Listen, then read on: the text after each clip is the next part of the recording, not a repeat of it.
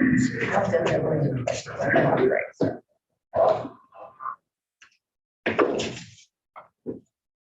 the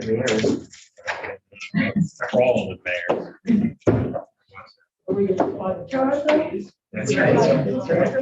Okay, we are going to call to order the September 9th, 2021 Northern Transportation Authority business meeting. And I'm actually going to do a roll call. Councilmember Snyder. Here. Chairman McKay is here. Chair Wheeler. Here. Board Member Crystal. Here. Mayor Wilson. Here. Mayor Wilson, it says Mayor right for 2 minutes. Mayor Davis, you are right on time. Mayor Davis Younger. Here. Mayor Mitchell. Here. Mayor Meyer is not here tonight. Does the voice go? Yes, She is here. She is here, right? Delegate Watts also not here tonight. Delegate Rowe. President. There she is. Ms. Heights. Here. There you are. How are you doing? Mr. Cole? Here. Mayor Burke is not here tonight. Ms. Spinner? Yes. Hi, how are you? And Mr. Horsley? Here. Very good, very good. Okay, well, first thing we're going to do is approval of the meetings, the meeting minutes from July 8th. So if everyone who was attended that meeting, which I actually had to miss that meeting, so. Yes. Second, Madam Chair. If everyone has looked at what before, any discussion on the motion? Okay, all in favor, please say aye. Aye. Opposed and abstaining. That motion will pass 13-1-2 with I'm going to abstain and I'm sorry, actually 12-1-3 and 3, no, 2 because Ms. Ford does 13-1-2 with Delegate Watts and Mr. Meyer not being here for the vote. And there, I was well represented by Supervisor Alcorn that I took. Okay, so that's another attention. Wonderful. Presentation. We have a presentation today on the Virginia Transit Equity and Modernization Study. I'm excited to see this presentation. Ms. Cara Williams is going to be doing the presentation for us. And I think we are ready whenever you all are. Good evening, everybody. I'm Tiana Williams. I'm the Northern Virginia Transit Planning Manager for DRPT. I'm going to be providing an overview of DRPT's Transit Equity and Modernization Study. It's a statewide study that will inform state policies and funding programs for transit. So this is just a little bit of an outline of the presentation. I'm going to start with the overview background and then walk through the development process, which provides opportunity for partners to engage throughout the study and offer input. And then I'm going to expand on some topics and questions that we'll be looking to answer, and then I'll close it out with questions. Next slide, please. So the question everybody wants to know, how did we get here and what is this study about? So during the 2021 General Assembly session, Resolution HJ 542 was created for DRPT to complete a needs assessment. The resolution specifically calls out that there must be emphasis on transit services and engagement opportunities for underserved and underrepresented communities.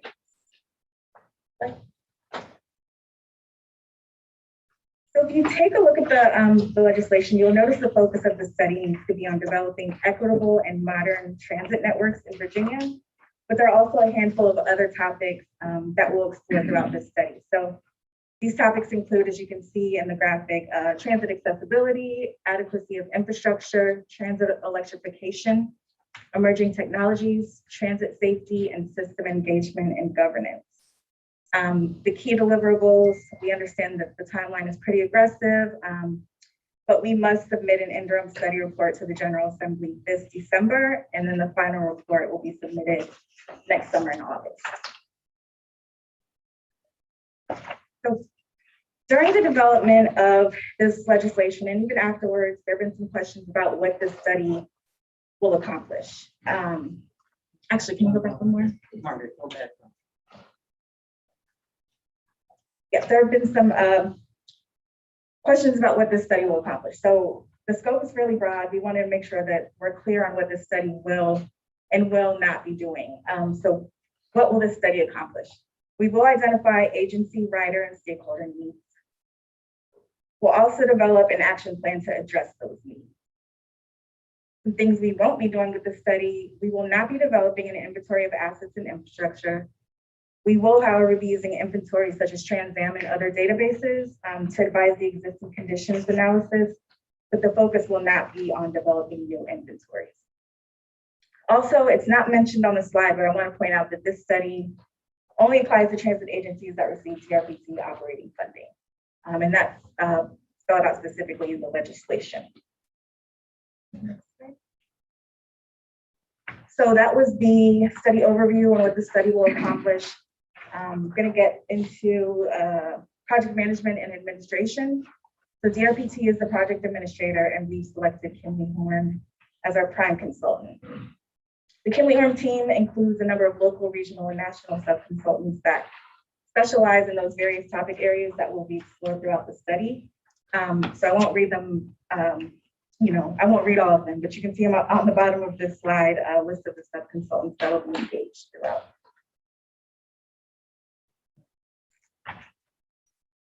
So this is a very high-level overview of the study development process that will follow. As you can see, it's broken into 4 distinct phases. First, our data collection effort will collect a wide variety of plans, studies, policies, and data sets. And then moving into the fall, that's when we'll get into the development of the needs and opportunity assessment. And that's actually where we currently are in this study. Then at the end of the calendar year, and the beginning of next calendar year, 2022, we'll be using all of the data and information collected from the needs assessment to develop an action plan to really address those needs that were identified in the second phase. And then spring 2022, that's when we'll be putting everything together in the form of a final report. So I'm going to get into each of these phases in more detail in the next couple of steps.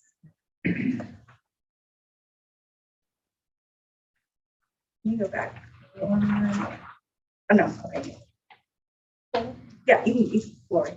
Sorry.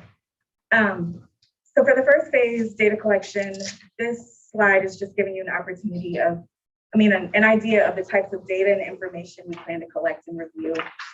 We will be exploring not only local planning documents, but we'll also be looking at GIS, financial, safety, and asset data.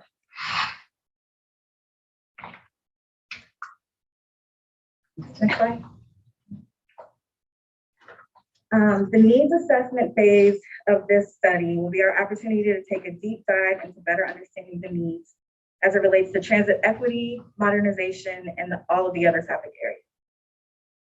To shed some light on these needs, we'll be offering a number of engagement opportunities for both transit agencies and the public. So if you look on the left side, we recently sent out a transit agency survey covering all of the topics in the study. We'll also be curating a transit equity committee, or a TEC, and members of that committee will serve in an advisory capacity throughout the study development process. And this committee will consist of transit agency executives. And then there will be 4 technical working groups comprised of transit agency staff. And then the next activity is transit equity awareness training. And this is where our transit equity consultant will give the transit equity committee and DRPT staff some training when it comes to equity. And then we have a transit agency outreach kit to help spread the word on the study. And the last activity on the left side is one-on-one transit interviews, just to get a firsthand account on what the needs are. So if you look on the right side, no, it's okay. If you look on the right side, we will have a study website. It will be launching in the next couple of weeks. From what I understand, it's in the final stages, so it should go live pretty soon. We will be holding stakeholder meetings, and we think that that's an opportunity where MBTA can get involved. A virtual transit equity and modernization forum. We'll also have transit rider focus groups with transit users. The first round was actually completed this week. And with these groups, we just want to get an idea of what passengers think are the biggest needs. And then we'll have a comment database, which you can access on the website. And of course, board briefings throughout the state as needed. Next slide. So I mentioned this earlier, but the findings from the needs and opportunity assessment will inform the development of a study action plan. This plan will include recommendations by topic that will address the need. It'll be specific and provide key steps for implementation and document any coordination that's needed among agencies and partners. And it'll also include a timeline as well as assigning responsibility to certain agencies. I do think it's important to note that this study will not just be a check to satisfy legislative requirements. We are anticipating that the study action plan will advise changes to the RPT funding programs, policies, and the development of future plans. So the last phase of the study development process is, of course, the final report. I previously mentioned that it's due to the General Assembly in August of 2022. The report will include an executive summary of study process and findings, and some key questions that we want answered. What will it take to make the Commonwealth's transit networks equitable and modern? And what can DRPT and other partners do to achieve this goal? So these are the topic areas that I mentioned earlier on in the presentation. So in addition to equity and modernization, the legislation calls out 6 specific topics that need to be studied. We merged a couple of them, as you can see, excuse me, adequacy and accessibility and adequacy of infrastructure and emerging technologies and electrification. So for the first topic area, accessibility, we're talking about the ability to reach goods, services, jobs, and activities using transit. And for equity, we're talking about the condition of existing transit infrastructure and needs for bringing them to an acceptable minimum standard. Some questions we'll be looking to answer are, just an example, why do some bus stops not meet the minimum ADA requirement? And then for emerging technologies and electrification, we're looking at the deployment of innovative transit technology and services, and then for electrification, battery, and electric conversion of buses. And an example of some questions, what technologies are agencies currently using and what are the barriers to deploying them? And what will it take to fully electrify the fleet in the Commonwealth? For safety, we're looking at the safety of all transit passengers and employees in transit vehicles and facilities. An example of some questions we'll be looking to answer are, what did we learn from COVID with regard to rider and employee safety? And are there practices and procedures that'll be carried over after the pandemic? And then for system engagement and governance, we're looking at transit agency engagement with the public. So how are disadvantaged populations and underserved communities represented on transit advisory boards and or governing agencies? And how do transit agencies currently define these populations? Next slide. And so that's the end of the presentation. I've included my contact information as well as Grant Sparks, who is our project manager for this study. And with that, I'll take any questions. Thank you, Ms. Williams. I think we probably have a lot of questions. I think I saw Ms. Rome's hand go up first. Thank you, Madam Chair. So, Madam Chair, one of the things I wanted to talk about is the accessibility part in terms of how we actually deal with rail, especially in the outer portion of Virginia. So if you're a constituent of mine or Mayor Mitchell or Chair Wheeler or Mayor Davis Younger, and you want to get on the BRE, for example, and so you're in Zone 6, either Broad Run, City Manassas, City Manassas Park, and you want to go to Union Station, you want to go to L'Enfant, we're talking $10 each way for $20 round trip right now. And I know Board Member Crystal is going to be very interested in our discussions about how to increase equity for BRE. And we're at a point right now where we're really working on trying to expand ridership. We're trying to recover pre-COVID. You know, in Manassas Park, we're adding a second parking garage or a parking garage across the street from the existing parking we have. We want to encourage people as much as possible to be able to, you know, have an alternative to having to drive on 66 or 28 every day. At the same time, when I'm talking to my constituents in Manassas Park and Manassas about it, unless they're being reimbursed by their employer, they're telling me I can't afford that. So I think that seems to be like just the sheer dollar amount is really kind of one of the biggest challenges that we have in terms of increasing ridership beyond just the federal government calling, you know, workers back and federal contractors calling people back into the office during COVID. So is there any way that can be really addressed in the study? And just for the record also, by the way, you want to go round trip from Spotsylvania right now to Fredericksburg, it's 24.30 a day. So that is something that we're looking at. So we have those 4 technical working groups that I mentioned. Some of them have already met, some of them just met today for the first time. So a lot of this is in the beginning stages. So I think that we're really looking to get that input, but affordability is definitely something that we're looking at with the study. Okay, Yeah, I just want to go back to one of the first slides, the study overview, where it mentions HJ 542, and then it has the emphasis on transit services, engagement opportunities for underserved and underrepresented communities. And I'm just wondering, does the HJ 542 define any parameters for what an underserved or underrepresented community is? Because frankly, to a certain extent, that depends on where you're sitting.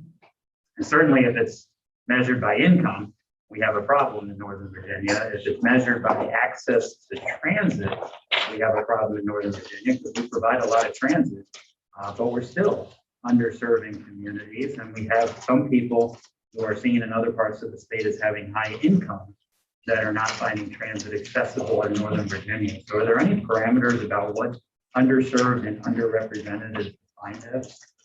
That's a good question. Actually, I'll have to go back and look at it. I'm not sure if it specifically lays out a definition for underrepresented communities. I just bring it up because I've seen enough transit studies and been involved in a lot of transit groups where the goal, maybe not as eloquent, or maybe I'm not saying it as eloquently or as casually, but the goal was to take transit money from Northern Virginia and put it in other parts of the state.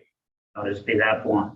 And so if this is looking at, we have great underserved and underrepresented communities throughout Northern Virginia that on paper may not seem so when they're compared to our statewide peers. And so I think we need to be really careful about that part. As a strong believer in equity for a long time, I'm really glad to see us having this conversation, but I want to make sure that it doesn't do the opposite of what we expected to do when we look at it from a regional standpoint and think about Northern Virginia's needs versus the rest of the states, because this is where the transit is. And so, that's something I think we all need to approach with caution. And I'd love to, get more information on how we're defining those terms underserved and underrepresented.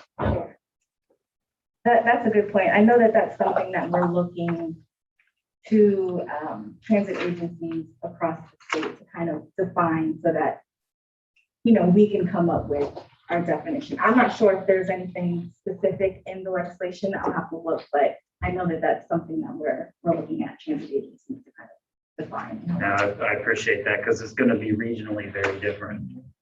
Yeah. yes, sir.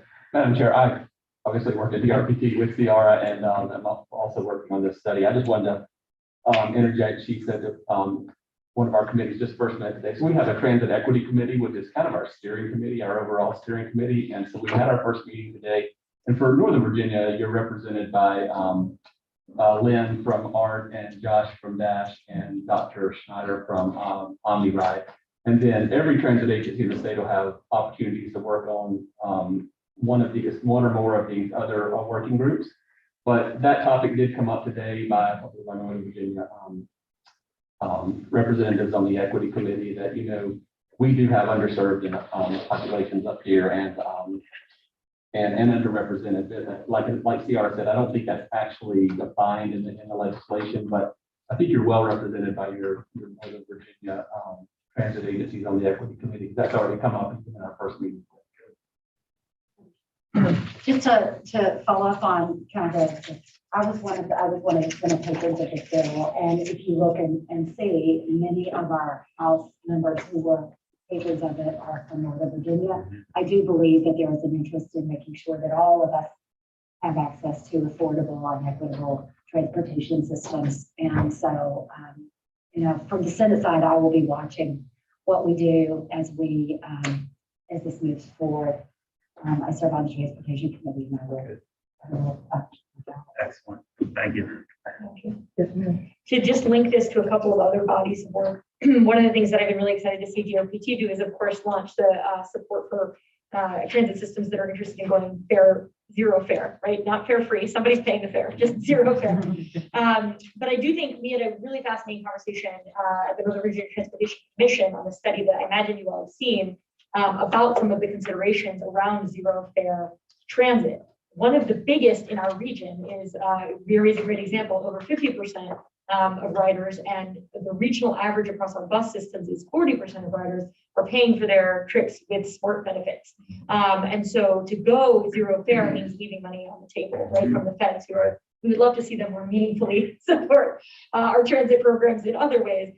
Nevertheless, that is the way on which we rely. All of which is to say, there are just a lot of logistical challenges around trying to figure out how to go zero fare for the folks that need it without leaving money on the table, in ways that don't stigmatize riders that need it, in ways that maybe are means tested but are very easy to qualify for, and so forth. So if this study feels like a place where some emerging ideas, or God knows we'd love state support on implementing opportunities to overcome those logistical challenges, I think that could be a huge breakthrough for making sure that our transit systems are still sustainable. We still get the federal funding that we need, but we're also being targeted towards the folks for whom transit, for all the reasons Delegate Rome and others have mentioned, is not. Well, first of all, thank you, Ms. Williams. I realize that this process is still early in the process, so we're light on some of the details because we're still early, and I realize and appreciate that. I do have a couple of questions. On the study overview, it says you identify transit agency riders and stakeholder needs and the development action plan to address those needs. Do you have a goal date that those action plans will start to take place, or let alone be finished? Not at this point. Not at this point. Okay. It also says that you're going to present the interim report in December of 2021. To whom are you presenting that report? In December of 2021? Okay. Okay. And it's going to be on writing, or? Yeah, it'll be, I don't know the details. I know it's supposed to go to the General Assembly December of this year. Yeah. It'll be, right, it'll be a regular. Okay, can you guys help with that? How's that happening in December of 2021?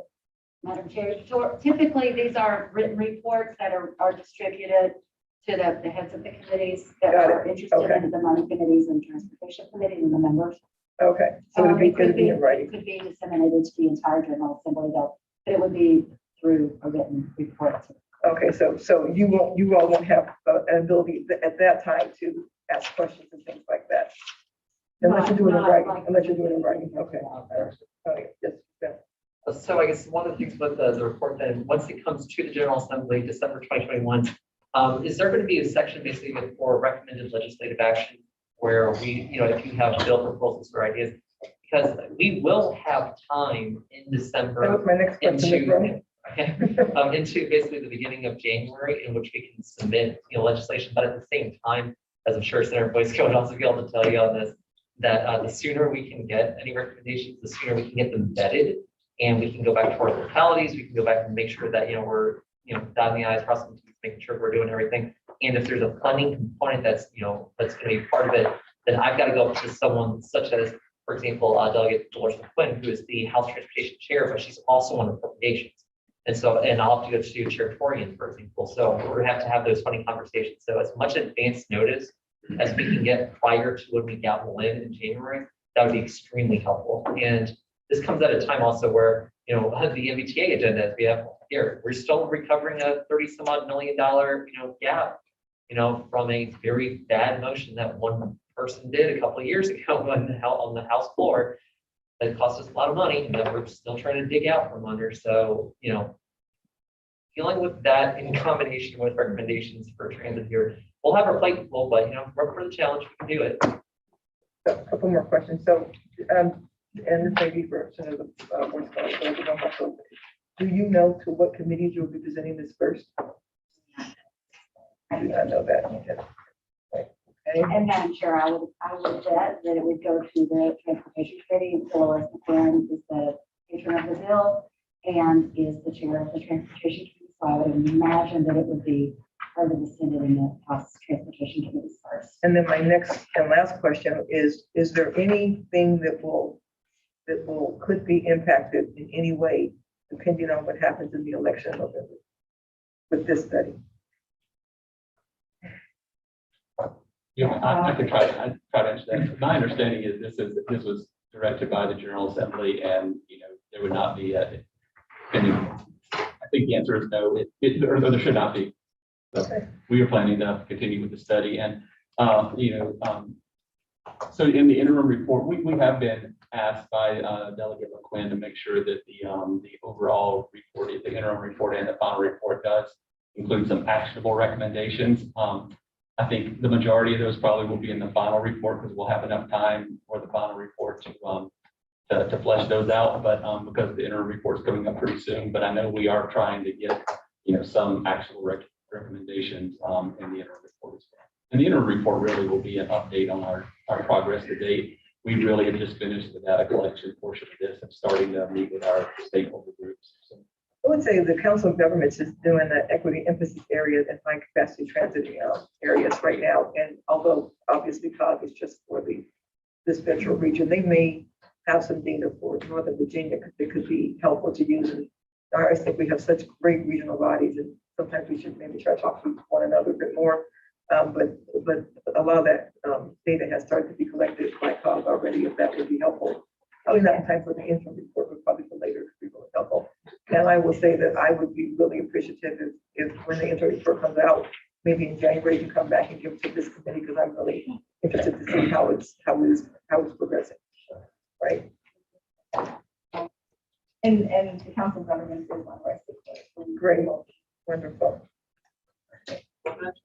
Is Director Mitchell going to be the one who does any presentation, or likely be the author of the report that we're? I'm sorry. Yeah, so would the report be coming in from Director Mitchell? So if like my team or sort of voice of the team or Delegate Watson wants to follow up, is that basically the person that we should be in contact with? I would say yes. I'm sure I have one more question about NVTA stakeholder participation. How would that be structured?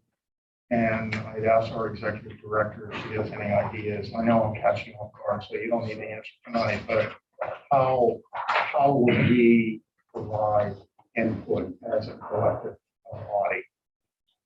So we're hoping that MBTA can be a part of some of those stakeholder working group meetings that we have to get the input from the authority. And thank you for your question, Mrs. Snyder. We have participated in some, I think it was one or two of the initial discussion phases on how the study would be shaped. Of course, we're not a transit provider via operations, but Ms. DeBrule did feel it was important, Jennifer DeBrule felt it was important to include in ETA. So I think that will be ongoing throughout this process. So I guess I'm trying to figure out, as a body, how do we work with you? I assume you'll be our representative in these meetings. So how do we have input that you would find useful and that would assist the project to move forward? Great question. Great question. Let's flush that out a bit. Yeah. Yeah, great question. Thank you for that. Great question. Yeah. And in fact, that's a great question. And in fact, this is one of these times I think talking to local elected officials would be really very helpful. I think getting the input from local elected officials would be really very helpful. So yeah. Thank you. We look forward to seeing how this progresses in the future. I'm excited about it. All right, we will move to our action items. The approval of Town of Leesburg interchange improvements in Route 15, the bypass at Edwardsbury Road Regional Standard Project Agreement. Mr. Lungi, I will make that motion. Chair Randall, the only thing I would note is we normally handle SPAs on the consent agenda, but this is the only SPA tonight, so it's not on the consent agenda. There's nothing particular to point out with it. And I would just make a motion to recommend the approval of Regional Standard Project Agreement for the Edwardsbury Road interchange in Leesburg. Thank you, ma'am. Pressure on that. Seeing none, all in favor, say aye. Aye. Any opposed? Thank you. That motion will pass. 14-02. Thank you. Next action item is the approval of CMAQ reallocation for the town of Vienna. Ms. Backman. Madam Chair, the town of Vienna is requesting a reallocation of $351,800 in CMAQ money from two projects, one being their traffic signal reconstruction project, and the other being sidewalks to Metro Rail, Kinsley Road between Frederick and DeSale Road. And they are requesting that these funds be transferred over to their Route 123 and Route 243 signal upgrade project. Their current construction estimate of $401,000 means they have a deficit. So the transfer of this money would help close the gap. And the town is committed to coming up with the additional $49,000 to make the project whole. Wonderful. Any questions on this? Mr. McKay. No would you question. like to- Oh, I'm happy. I thought you were gonna ask me a question about.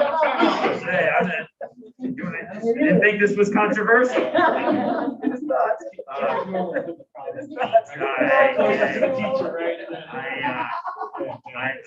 I am happy to make a motion approval of CMAQ reallocation to the town of Vienna. Motion been made and seconded by Ms. Crystal, who laughs a lot under her mask. But her eyes are mesmerized.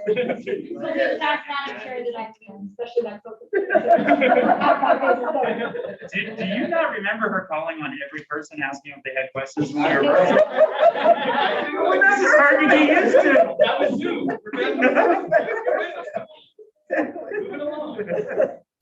All right, no discussion, all in favor, please say aye. Aye. Any opposed? That motion passed with 12-02. Thank you. And finally, the approval of amendment to the bylaws, the subsequent reading for the title of this Beckman.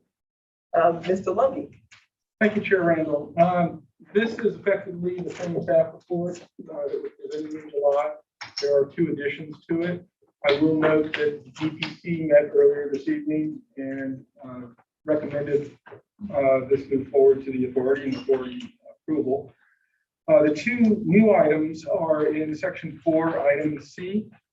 The position description compensation consultant, the Millennium Group, who gave a presentation this evening to the GPC, has been working under the direction that the position title would be changing. That was direction provided by the GPC when that contract was formulated.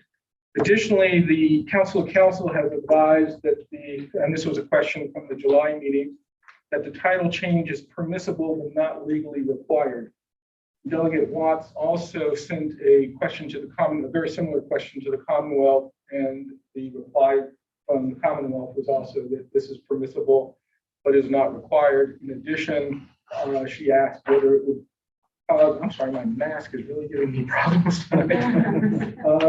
She also asked whether it would cause any legal conflicts with contracts that have been signed with the title executive director, and consistent with the previous guidance from the EDTA's Council of Council, that poses no legal issues at this time. With that, I'd be pleased to respond to any questions. Any questions? All right, I'm going to let Ms. Crystal make the motion. Absolutely. I move the authority adopt the proposed bylaws position title changes as presented by Mr. Long. And I'd like to second that. Discussion on the motion. I would simply say what I said in the GPC meeting. You know, through this whole activity, I was one of the people that was interviewed by the Millennium Group, and through this whole activity, what I realized is that we have, I think the term Ms. Crystal used was Ms. Beckman has peerless peers. Is that it? So she is peerless both metaphorically And yes, exactly. These positions are, you know, there are some similarity in some of these regional positions, but really they are also, and they are more very individualized. And for, you know, many years when we've talked about these positions are talked about compensation positions, we try to kind of force a comparison that was truly unnatural. And quite frankly, I have been uncomfortable because the MBTC and MBTA, the two incredibly smart, incredibly strong, incredibly talented and organized women have been kind of, to some degree, compared and even pitted when we talk about compensation. I've always been a little bit uncomfortable with that. And what we know is that, there are different, there are different goals, there are different standards, there are different, for us, an enabling legislation. And so, I think it's so important to realize that these are tough positions with a very, very special skill set. And that, what I really knew that was confirmed during the interviews is you really can't just exchange one position from the other just because they're all regional positions. And that anyone in this position has to, have specialized skills, no matter who that, I mean, Ms. Beckman certainly does, no matter who that is. And, maybe we can all, as a body and as a region, try a little bit harder to not make, blanket comparisons, because there's such different positions, is what I would say. Sure. Yes, ma'am. I agree with everything you said. Just as a point of clarification, the motion is simply to Oh, I know. change. Yes, I know. No. I know. I was able to say that on the GPC. And I just want to get it in long. I say that only because I think we are going to maybe next month have a recommendation for the money. We might, So if people have further thoughts on that. Yeah, we can do that, but I want to say that because I thought that was important that have been said. And not everybody knows who was interviewed also. I'm actually not sure everyone knows about the money for study. Not referenced in the board. Okay, well then maybe, we can do that next year, but next time we'll talk about that a little bit more, and who was interviewed, both current and past members, and who were interviewed. That would be also helpful. Yeah, Chair Randall, the position description being GPC's action this evening was to present it in October. Yeah. So if you can include all that at that time. All right. All in favor, please say aye. Aye. Opposed? That motion passed unanimously. So, 2. That is all the action items. Now we have some discussion information items, and the first one is the transaction update, which seems to be on every agenda. Yes, thank you, Madam Chair. As you all know, we are out for our public comment period for the update to transaction, which is the region's long-range transportation plan. We update it every 5 years, and we are committed to making sure that public involvement is fluid throughout this process. And I have to thank all of you, because we reached out to you, we reached out to your staff. You have been tweeting, giving us additional agencies and stakeholders and things like that to make sure that it's as robust as possible as we try to get feedback on the surveys. We're doing pop-ups and things of that nature. So I really, really want to thank you. And now I will turn it over to Erica, who's been our point person in coordinating with the consultant with all of these transaction activities. And I must note the pop-ups, we are social distancing and making sure that we're keeping everyone safe. But I do have to say thank you. I did contact your CEOs and things of that nature to just help us get the word out. And it has really, really helped. So Erica. Thanks, Monica, and good evening, everyone. I'd like to echo the thank you for your participation.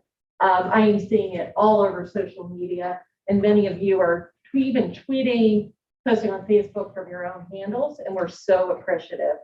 So we have several key components to our public engagement efforts around the transaction update. We're doing more than ever before to reach people where they are. We understand we're still in the middle of COVID, so we're trying to find an array of ways to reach people. So one of those ways is the online survey. The survey is being offered in multiple languages for the first time. As you probably know, it's English, Spanish, and Korean. And we're targeting those who live in the region, work in the region, we have businesses, or even are just traveling through Northern Virginia. The survey began on August 6th, and we're excited to announce that we're going to continue it beyond September 17th to Sunday the 19th. just because we are getting such great feedback and we're seeing a robust, robust feedback coming into us. So responses as of today, we have about 1,700 participants who have responded, and we expect that to continue with all the engagement efforts through the 19th. We are receiving a large amount of feedback throughout Northern Virginia, but we're also receiving some feedback from DC and Maryland as well. We're really seeing the momentum building with the engagement. I know it's in part of you guys helping spread that news, and we just encourage you to continue to do so.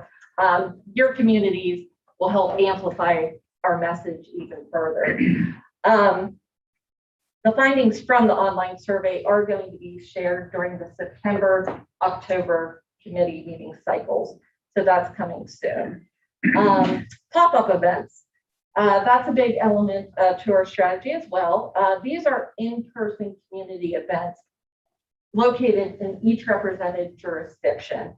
We're set up at metro stations, train stations, commuter lots, shopping centers, an array of places, and we're getting a really diverse group of individuals providing us feedback. We have translators at each location to help people fill out the surveys, and we're getting a lot of engagement happening right there on site.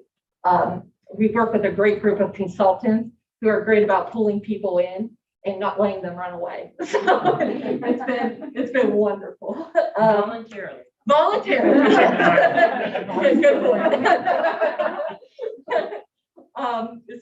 And then we have 12 pop-up events total that are occurring through September 15th. I can actually share with you. There is one tomorrow in Alexandria at Mega Mart.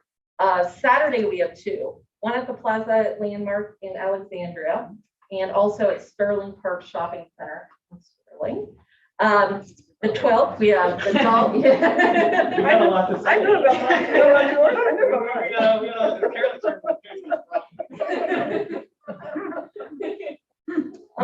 about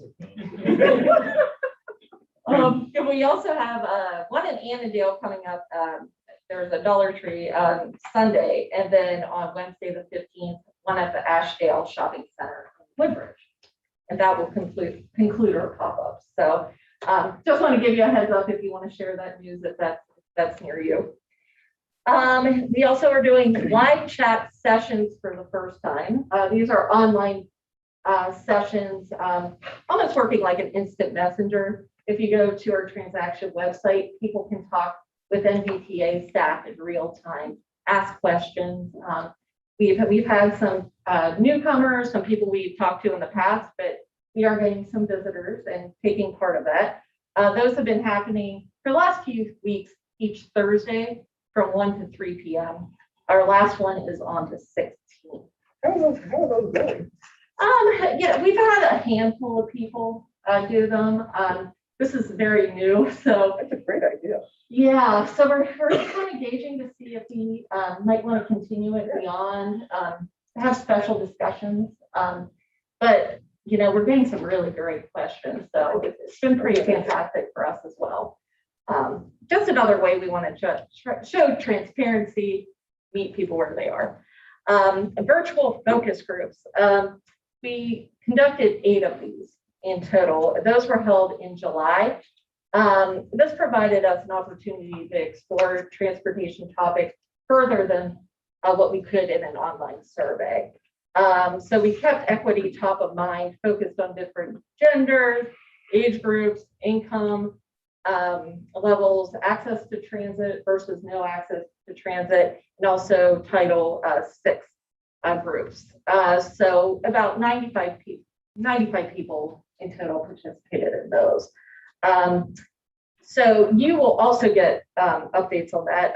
We are going to give the findings during the September, October cycles, committee cycles as well. Stakeholder groups.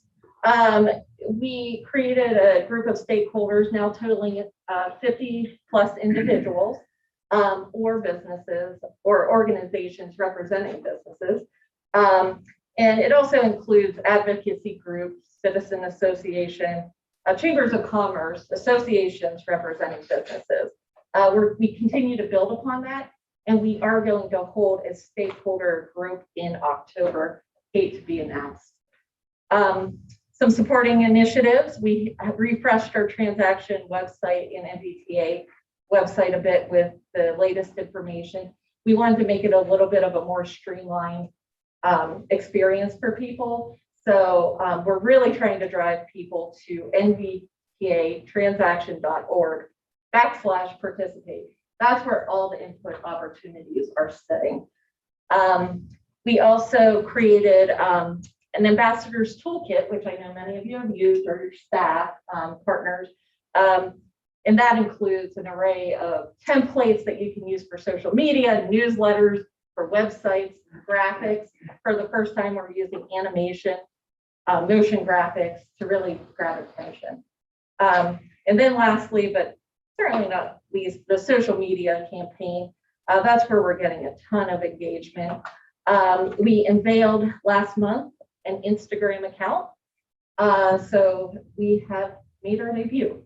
So please follow us at MBTA Authority, or it's the same handle as our Twitter handle, not be confusing. So again, we're combining earned social media, in other words, free, just kind of posting freely. And also combining that with some advertisements as well on Twitter and Facebook. And those ads are running in Korean, Spanish, and English. So we've gotten a lot of hits off of that as well. I know I just threw a lot at you, but I do thank you for this opportunity to present and for your assistance helping us spread the news. Okay, any questions? I missed it. Did you say the date to which the online survey would be extended? Yeah, it's September 19th. 19th. Yep. Thank you. You're welcome. Thank you, Madam Chair. Just a more general question regarding transactions. As I had a constituent who brought this up to me, and I talked to him for a little bit before, and I talked to Director Bachman as well. For items that we are submitting for transactions, those would not be able to be approved until November of 2022, more or less. The question then became, if you have an item that's being submitted for transaction, could it be eligible for the next round of MBTA funding that we would approve by June of next year, right? And so the initial reaction I got was no, that that would not end up happening. At the same time, my understanding is there was some precedent where we've been able to counter that in the past in terms of like approving something that wasn't necessarily on transaction funding. I was wondering if we could just more or less from public record kind of walk through that process of what's going to more or less happen for items that we are going to fund that are already in transaction, items that we're going to add to transaction, and when they will be eligible. So thank you, Delegate Roan. We have a call for projects that's open currently. It closes in about 2 weeks or so, give or take, October 1. And that applies to projects that are in your current transaction, which was adopted in October of 2017. To get to your point about this cycle, November 22nd, when hopefully, prayerfully, then when this transaction is adopted, that will be the basis for your next 6-year program update. We will no longer use the one that's the current one, which was adopted in October 2017. The one that we're working on now, once adopted, will become the basis. Your question about funding projects, of course, the law requires that the authority funds projects that are in the long-range transportation plan with the regional revenue.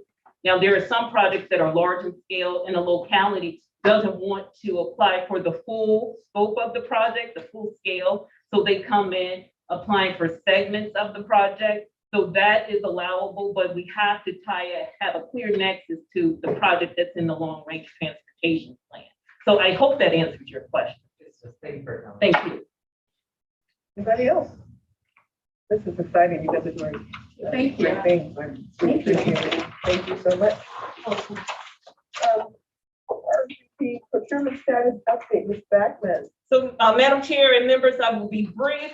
I think it was 2 or plus years ago. It seems like a lifetime ago. The authority applied for regional multimodal mobility program through the Commonwealth Smart Scale. And the Commonwealth in short said, hey, great project, we want to fund it as part of the ITTF funds, which is Innovation and Technology Transportation Fund.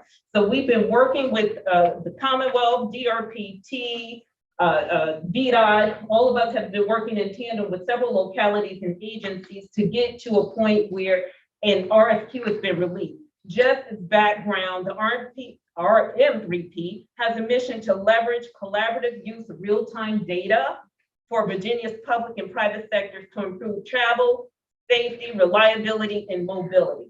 And I will note that the RM3P program is comprised of 5 program elements: data exchange platform, artificial intelligence-based decision support system, commuter parking information system, multimodal analytical planner, and dynamic incentivization.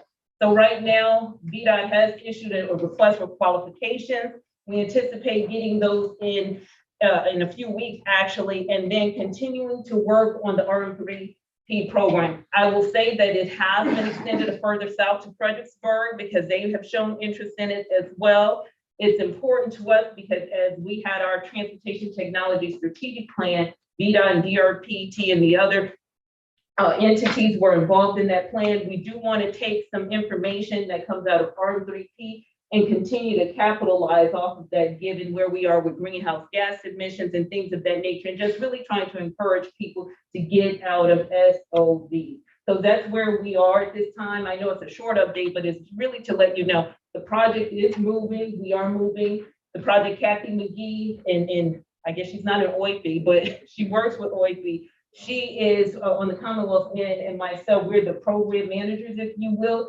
So, and I think a presentation will be given to the CTB. Don't let me say that. Mary looks surprised, so maybe not. I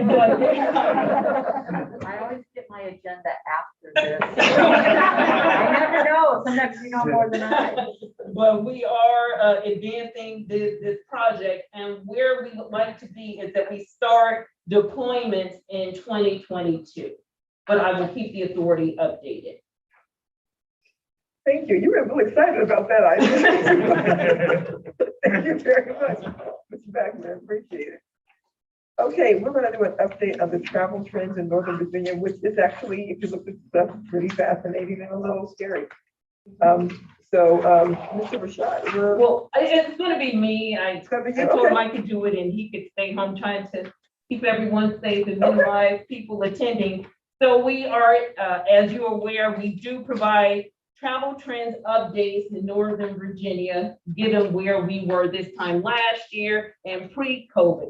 So if I can draw your attention to page 2 in the report, it states that the volumes on freeways and major arterials in Northern Virginia continue to trend upward.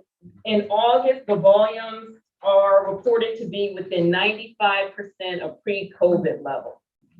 So the roadway traffic has really, really picked up.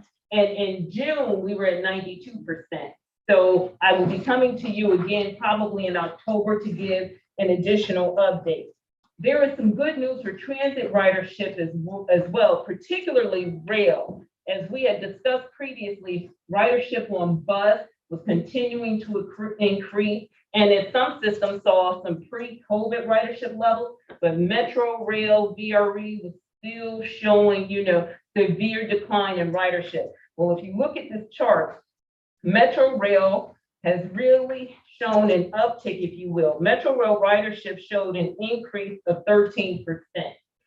OmniRide, which is not a rail service, it's a bus service, also showed an increase in 10% in ridership since March. And I will note even VRE, even though the increase isn't as great as Metro Rail, they're showing an increase. And I know VRE just went to their full service schedule in June.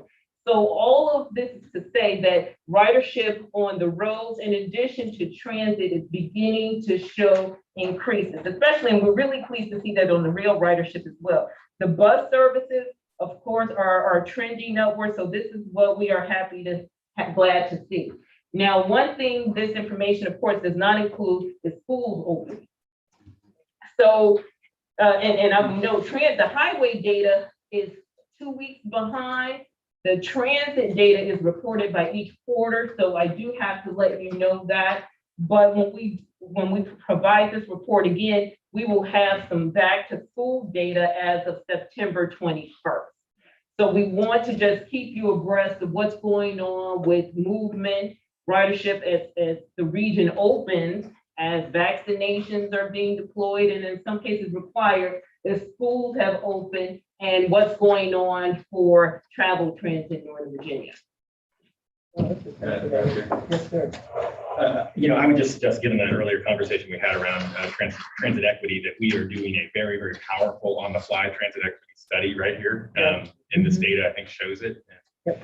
I think when you look at the telecommuting percentage and you think about who's riding different modes and where they're riding and which types of jobs are still at home and which types of jobs are not, I think there's some really powerful messages here. And so I hope that we're looking through and culling through all this data to kind of inform some of that study. And I know I've seen it, and I try to go into my day job about once or twice a week these days, and just seeing what's changing on both the buses and Metro Rail in that period of time, just the last several months. And it's clearly there's some very interesting trends going on here. And I think it's very informative, particularly looking at the highway travel data and how we're almost back to pre-pandemic levels, given half of our population is working from home. So it's fascinating thing.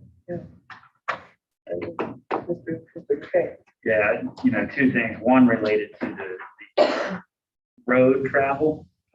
If you looked at the toll lanes and what they're charging and watched them go up exponentially lately, it'll be interesting to see now that we're getting back to pre-pandemic levels. Does that continue to go up, or does that stabilize and we'll find other modes of transportation? So it's something to watch. The other thing is, at each of the jurisdictions that are covered in the, I guess, other bus services that are not Fairfax Connector or commuter bus like OmniRide, many of us, I think all of us, at some point in time during the pandemic, suspended fares and then had to reimpose them. Some jurisdictions have not reimposed them, others have. And so one interesting thing would be to see if there was any type of movement when those were reimposed or not, or is the data just consistent regardless of that influencer? Again, to the equity discussion that we had earlier. We will look at that. Is there any to what Mayor Wilson just said? I think what surprises me here, well, surprises, but I find interesting, is the difference between Metro Rail and Metro Bus ridership for reasons that I think we were just actually speaking about. They're pretty significant. Has there been any breakdown of these numbers in the regions? I don't know the Well, the Metro bus is the District of Columbia's local buses. Right. Yeah. So that actually is more analogous to an urban dash. Okay, all right, that makes sense. And it includes routes in our jurisdictions Yeah. that in some cases are serving corridors that probably fall into the equity analysis that we heard earlier. And so that's an influencer as well. Yeah, and thank you for that, because I was going to say, we saw even when we were in the midst of COVID last year, bus ridership was still, it took a hit, but there were still people riding the bus. And we said maybe they're the essential workers that had to get to work, but we still saw people riding the bus where the decline wasn't as steep as some of the rail ridership. Do we think that the December 20 for the bus ridership decline, was that when fares came back? Because that's a huge drop off from December 20 to January 21. It could be the holiday component. What do you think? Well, in December 20, when there was a peak or higher percentage. Yeah, I versus don't think being- so. No, We can get that opposite. I don't know. Maybe, but I don't know. I just think that's interesting. Because I know a lot of places that's where fares came back right around December 20. We can confirm. I would be curious to know if that's what happened there. These are fascinating numbers. I also think, so much of this as far as COVID was messaging. I mean, there was really poor messaging that all transit did about the fact that, you could be safe on a transit mode. And people just assumed that, Metro was a traveling virus box and they just weren't going to get on there, right? And we didn't do good, and we got well behind that messaging. So I think that also was a problem. I'm sure. If I can just note, the other thing to consider here is our highway capacity is where it was pre-pandemic, during the Right, pandemic. exactly. This transit service has been horrible. And yeah, And the transit service we were providing to the region, until obviously this most recent, last weekend, we did those pretty significant restorations around Metro Bus, everything like that. But, during most of the pandemic, we were running skeleton, pretty horrible service around the region. And the fact that the ridership was still where it was, given how horrible that capacity was, I think tells you something about who's riding those. Who has to write? Who has to ride. Yeah, I agree. This is fascinating information. So, Chair, Mrs. the Snyder, only only comment I would make is, can anybody get us more granular data? In other words, I've seen this kind of chart before. It's very useful. It's discussion, but we don't really know why people are back on the highway. Do we really know why people aren't riding transit? We presume, we assume, but in order to really address these issues, is anybody out there, maybe it's in the private sector? Well, I will say, I've talked to Bob Schneider and Rich Dalton at VRE and Bob at PRTC, and that's one of the reasons why VRE went back to their regular service, because they said when they started talking to some of their riders, hey, we're not riding your system anymore because your truncated service doesn't meet my commuting needs. And that was some of the things that we were hearing. Now, does that apply to all of the transit providers? I can't say that it does, but that I know that was a conversation that I had with Rich, and he said we have to go back to our regular service schedule because we cannot retain or attract those riders back, because they said the new schedule or the truncated or COVID schedule just doesn't work for the commuting needs. And talking to Bob, he's saying, now that they're really trying to advertise, look, we are safe, we are safe, we are safe, we're clean, we just like riding in your single occupied vehicle where people feel like, oh, I'm safe in my car because I'm just by myself. We too are safe. And I think a lot of that was the messaging, getting that message out that transit is safe. Absolutely. We were behind that message. But I hate to be negative here, but I'm still seeing very what should I say, on the transit side, very unattractive data. Yes, there's been some recovery, but it's still really low. So is there any way, or maybe staff could take a look at what additional more granular data might be out there to better inform what we can do to meet the need there? And why, who are the people that are back on the highways now, and why aren't they in transit? Will do. Ms. Grisham? Thank you, Madam Chair. I wouldn't be surprised if it's a complex array of factors. And one of those factors might be that every time you turn on the national media at night, they're scaring the daylights out of everybody. I mean, it's very negative every night on the news. And probably could factor into fearing to get onto transit. But we will definitely talk to the transit service providers in the region, because they have the one-on-one interface with their customers. They're doing their own surveys because, of course, it's very important to them to get those riders back. So we can have the conversation with them and bring this information back at our October meeting. I want to make sure we have the school data. And I also note on the highways that we've set records in terms of fatalities and serious injuries far exceeding 2019. So something needs to be, as transportation planners, I think we need to get the data and then figure out how can we adjust our policies accordingly. Thank you. Thank you. Well, interesting meeting. Okay, we're going to do the Governance and Personnel Committee report.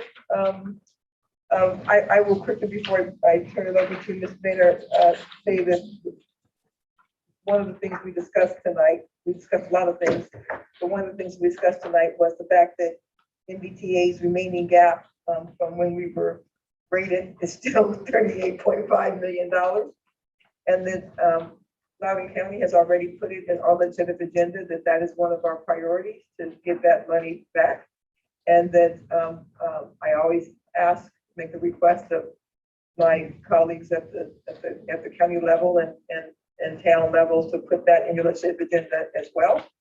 I also have said, and I will continue to say these two things, that although some of the money, but the return, 30 million of that was grantor's tax, and which means we just retaxed ourselves. That's what we did, we retaxed ourselves. And so, yes, I'm glad it's back, but retaxing ourselves is not the way we should get the money back that was taken since we taxed ourselves the first time. So I think that's important to say. And I said to Ms. Baynard that I'm well aware that we cannot put any legislative language forward that binds another General Assembly, but if we can find any way to put language forward that makes it harder, more onerous for a General Assembly to take money again as easily as it happened last time, that would be something that I advocated. Now, what this the third year I'm talking about this, and with this, but that I think we should try to put some of that language in there.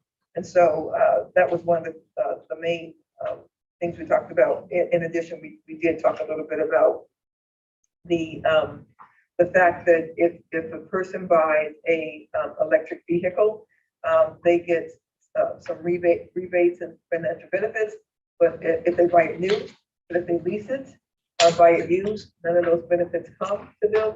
And that's also going to be something that's allowed in puts in our legislative package this year that does not, that you would get benefits no matter how you came up to have your electric vehicle. So that's was some of the things we discussed. Ms. Baynard, Ms. Beckman, you want to take it all? Yeah. Add a couple more things. We are going to add a transportation technology strategic plan, how can we say, section, because it's a new important endeavor, and we're going to put that in our legislative program. We are going to take a relook at the metro section. The governance issues are pretty much completed as Chair McKay said, but we are going to work on some language, hopefully with our friends over at MBTC, to begin the drumbeat about the need for particularly federal operating and capital assistance, particularly for Northern Virginia. Really impacts Northern Virginia because of the locality's large role in funding metro. Did I say that correctly, sir? Exactly. Okay. And the other big piece is we were talking about, you heard about one today, just the number of study results that are coming out of General Assembly initiated endeavors that, great conversation you all had about the transit equity study. Let's make sure that Northern Virginia has the capacity to access any new programs or any funding programs that get created by the General Assembly, particularly for things that are really important to us. For example, the multi-use trail study that's coming out, that report is done. And then Ms. Hines reminded me and confirmed that VDOT is, there's an overall Department of Environmental Quality greenhouse emission measurement and baseline study, but it's not due until 2022. VDOT, Ms. Hines confirmed, is actually doing their own about the transportation sector, and those numbers should be available by the end of the year. So not only will be something that we will have for our transaction update process, but we'll see if that translates to any recommended actions in 2022 from the outgoing administration / maybe incoming administration. At least CTV, we'll put it that way. I would say one of the reasons CTV is interested in this is because in smart scale, we are becoming more and more concerned about how projects impact greenhouse gas and BMT. And right now, the measures we use to choose projects don't really account for those issues. So that's the reason why we've asked for this work to be done and where we're kind of heading is toward the next month. So I'll leave it with that, and you'll hear more in October as we sort of work through some of these issues, but we'll continuing working on the legislative program to bring back to the full board November. Ms. Beckman, have anything else? I do not. The voice goes, and if you notice with the transportation technology strategic plan, the acronym was TRIP. No, No, for ours, it's TTSP. TTSP, okay. So There's a transit ridership incentive program that the RPT, we already have a trip, trip 2 is the Greenway. Yes, we So, are. so very we can all aware. just have the same acronyms and be really confused then. Yeah. Sure. Yes, sir. The only one thing I didn't hear mentioned was a good point that I think you raised, which is depending on the outcome of the election, we will change not what our priorities are, but perhaps our emphasis points in here. Yes, And yes. give some thought to Yes. how we might make some language Right. changes to this depending on what happens in November. So just for the entire commission's authorities, information, we will have that opportunity to do that certainly well before we vote on it. We will, and thanks for that, Chairman McKay. And what I would know, we do 2 reads of the legislative program. So before, we will know by the time we are at the point of second read and asking you to adopt who the next governor will be. Sounds good. Okay. Planning and Programming Committee, Mr. Wilson, do you have anything? Thank you, Madam Chair. Just very briefly, we did meet back in person, had a lively conversation around the transaction goals, mainly kind of a continuation of the conversation that I believe we had on this body the previous month around how climate policy informs the adoption of transactions and some of the goals and how they're applied, things like that. That all being said, we just had a good discussion, and that was that. Wonderful. Wonderful. Anything, Monica, from the other 2 committees, the Planning Coordination Advisory and Technical Advisory Committee? Well, Madam Chair, their reports are in your packet, but they had the same presentation that we discussed with the Planning and Programming Committee on tentative or possible goals and measures, or excuse me, goals and objectives for transaction update. Wonderful. Do you have anything that you'd like to report on? The only thing I would like to draw your attention to, and I did send the save the date out, I believe it was yesterday, we are doing a groundbreaking for Route 28, you know. So it's actually next Friday at 10 a.m. We're gonna do the groundbreaking in partnership, of course, with Fairfax County, with MBTA, and it will be socially distanced. It's at 10 a.m. I did send the save the date. Thank you to those. 10:30, thank you, 10:30, but come early. But I did send the save the date out, and I have received some responses, so please just let me know if you are planning to attend. And of course, Route 28 is a corridor of statewide significance. It's a major thoroughfare here in our region, so this we are excited about. That was going to be my chair comment, literally. My apologies, Are Madam we Chair. technically going to be standing in Fairfax? Yes. That's what I thought. That's what I It thought. goes all, this one is determined as all the way to the Prince William County line in Route 29. Right. Okay, all right. So I always feel bad, because I feel like I should have comments, but I don't, so. Well, I do have one more thing, Madam Okay. Chair, because it's been a while since we've had correspondence. We do have a letter in correspondence. We will talk more about this next month, because next month I will ask the authority to approve the call for project for fiscal year 27 CMAQ and RSTP funds.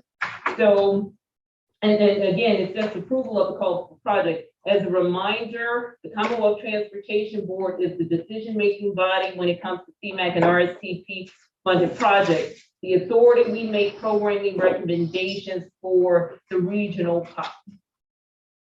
I think that last line is really important in the correspondence. Don't we all think that last line is really important? Right there. Yeah. Important line. A little abrupt and kind of important, that last line, but yes, we did see that as well. So thank you for that. Anything else for the good of the body? Madam Chair. Yes, ma'am. I may not articulate this properly, but I seem to remember that there is some kind of a JR study being done on.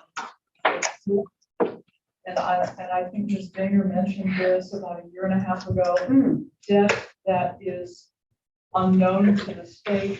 So that was a topic that came up, probably 2019, as I try to remember, that there actually was a 2020. It died. And we have a new Secretary of Finance, and it hasn't come up since. Just for those who weren't around, it was the there was some concern being expressed that there were these independent authorities who had debt capacity and weren't really being tracked. And there was a decision of like, who you really met. It didn't really apply to us. We're not a component of the Commonwealth. But we did want to watch it very quickly, but that discussion has kind of died away. Frankly, other things happened. So we usually haven't had much discussion So about that's that. the MBTA must be concerned about. No, we'll certainly listen for things. The debt advisory committee will be meeting this fall to advise the governor, but it hasn't come up since then. Okay, thank you. Okay. Seeing nothing else, we are adjourned.